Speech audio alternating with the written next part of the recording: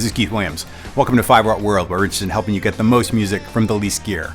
I've been known to say 15 watts is the new 50 watts. But don't take my word for it. Listen to tone legend Mike Campbell from the Heartbreakers. Fender Princeton, Reverb. So if you find Mike's choice compelling, or at least provocative, then stick around, because this is a short history of what many think of as the king of 15 watt amps, the Fender Princeton. Up next.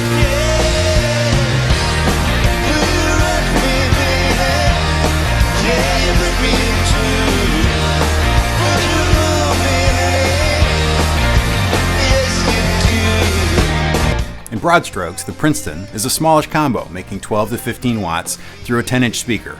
It's hotly debated whether a Princeton is loud enough to gig, but I tend to come down on the side of if your Princeton isn't loud enough to keep up with the band, then the band's probably too loud. The current Princeton reissue weighs a very portable 31 pounds, about 25% less than a deluxe. It's a classic Fender circuit with all the spanky cleans, warm and rich reverb and tremolo we love, in a small and portable package. The sound is clean and clear with a light overdrive as you begin to push the amp. My first real tube amp, acquired in my last year of college, was a Silverface Princeton non-reverb amp. Made affordable to a poor college student like me because someone had stripped all the Tolex off the particle board cabinet. Paired with a 72 Telecaster thin line and boosted with an MXR Distortion Plus, that was my rig in 1982. Researching this topic, I've learned a lot. For example, I never knew that prior to 1960, the Princeton was actually a 5-watt amplifier into an 8-inch speaker. It was sort of an upscale Champ. The first version is generally referred to as the Woody, and it was produced between 1946 and 1948. Sharing the same tube complement as the first Champs, a 6SL7 preamp tube, a single 6V6 power tube, and a 5Y3 rectifier. These were followed by a Tweed TV front version, and then a wide panel version, bringing us up to 1956. At the end of the Tweed era, from 57 to 59, we come to what many people think of as the Tweed Princeton. The preamp tube had changed from the earlier octal 6SL7 tube to the modern 12AX7, and they added a filter choke and negative feedback, making the amp quieter and smoother than the aggressive earlier Tweed tones. Nicknamed for the color of their faceplates, we now come to the Brownface, Blackface, and Silverface eras.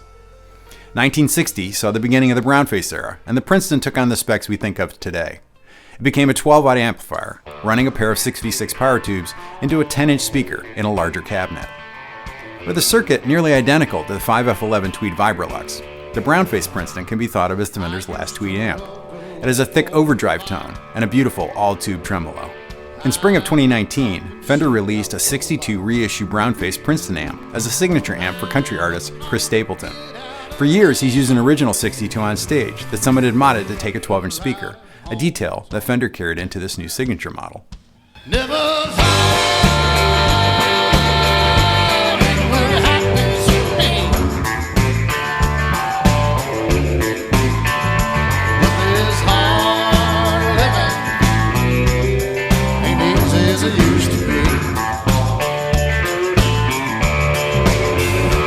I don't think that anyone would argue that Blackface amps are what we think of when we say a Fender amp. The Blackface era ran from 1963 to 1967. The black faceplate, black Tolex, and silver girl cloth make this classic immediately recognizable. This was both a golden era for Fender and a time of great upheaval. Leo Fender sold the company to CBS in 1965 for $17 million, right in the middle of the Blackface timeline. The non-reverb Princeton was converted to Blackface with the rest of the line in '63. The tone circuit was changed to the new Blackface design, which cuts much more gain and changed the EQ curve to the new Blackface version. Blackface tone is generally described as scooped, with rich lows and sparkling highs. The non-reverb model is the one that has had a place in Mike Campbell's stage rig alongside a Tweed Deluxe for 20 years or more. It's the reason I launched the video with the Heartbreakers. Both amps are making about 12 watts, but have very different EQ curves due to the differences in their tone stacks, and they likely complement each other really well. According to Dan Lurie of FYD Amps, the non-reverb model doesn't break up as quickly because it lacks the extra gain stage to create the reverb circuit. With slightly more headroom, the non-reverb amp is a better choice for someone that prefers to get their dirt from their pedals. Someone like Mike Campbell. Though models like the Deluxe were given reverb in 1963, it wasn't until '64 that we saw reverb come to the Princeton. Studio legends Clarence White, Tommy Tedesco, and Larry Carlton swore by the Princeton reverb. Legend has it that many of the Beach Boys' signature riffs were played by Tedesco's Telecaster into a Princeton reverb. Guitar Player magazine summed this up saying, "This lends it a slightly juicier, browner tonality and a more tactile, response to pick attack. In 2008, Fender reissued a Blackface 65 Princeton Reverb, generally referred to on the forums as the PRRI, in the original Blackface livery. Fender has also done quite a few different limited runs of Princetons in various Tolex colors, often loaded with 12-inch speakers.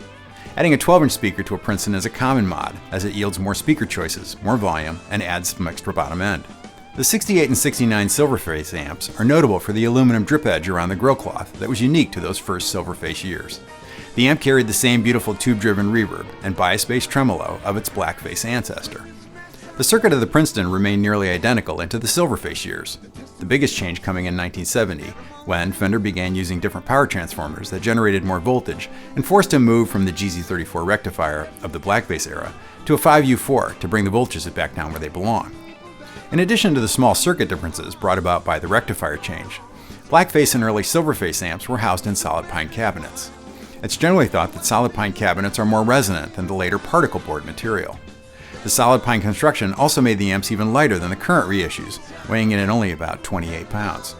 And if, like me, you tend to nerd out on such things, the type of capacitors used in the tone stack also changed, from the Holy Grail Mallory blue molded caps of the Blackface era to the later blue and brown blob caps in the Silverface years. The molded caps are famous for sounding more open and three-dimensional. The non-reverb Silverface Princeton amp, like the one I owned in college, was nearly identical to the Blackface version. The non-reverb Princeton was dropped from the line in 1979. In 2014, Fender released a reissue of the 68 Silverface Princeton Reverb. Though it's cosmetically correct right down to the year-specific drip edge around the grill, the circuit was tweaked in the reissue to heat things up a bit. They reduced the negative feedback so the reissue amp breaks up sooner than the originals did. This can be either a good thing or a bad thing, depending on what sort of tones you want from your Princeton. And these modern reissues are likely the ones that make a true 15 watts, with modern transformers and tubes. In 1981, there was a short run of Princetons with black faceplates again, just before the amp was discontinued. Jim Campolongo from Nora Jones' band The Little Willies, and widely thought of as a Princeton guy, likes to tell a story about sharing the stage with Pete Townsend from The Who at a recent show. Campolongo is known to dime his Princeton and then control the gain from the volume knob on his guitar, and he said his rig kept up with Townsend's stacks, both in front and on stage volume. And with that, I'll finish where I started, by reminding us that if you need more wattage than you can find in a Princeton to keep up with the band, then the band is probably too loud already. And if Mike Campbell could make a Princeton work with the Heartbreakers in some of the biggest venues ever played, I imagine it should be able to cover this week's bar gig for you.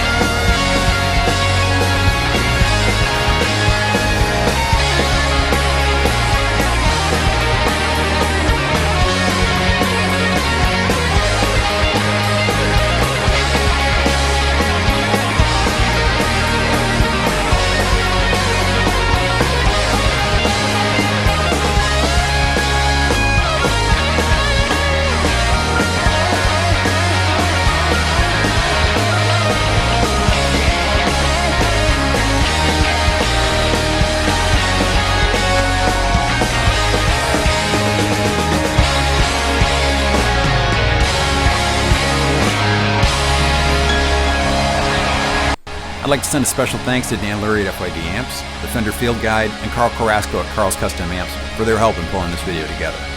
If you like the video, hit the like button, and if you haven't subscribed yet, hit that too. Until next time, thanks for being part of the 5 Watt World.